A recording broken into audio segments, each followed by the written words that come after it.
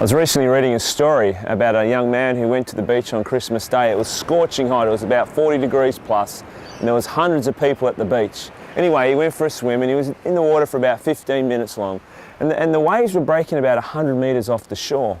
And after about 15 minutes, he got caught in these set of waves that just pounded him and took the wind out of him. In fact, he was struggling to keep his head above the water. Eventually, he was actually put his hand up and tried to signal for help.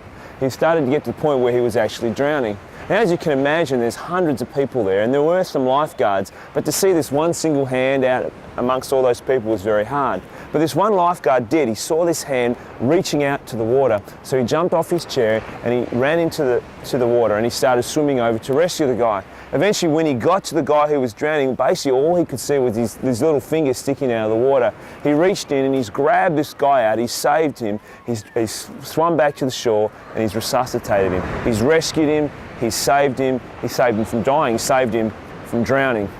And as I was reading that story, I was thinking, in essence, we all need to be saved. We all need to be rescued. You know, the Bible says, for the wages of sin is death. And that death means that we need to be rescued, we need to be saved, we need salvation.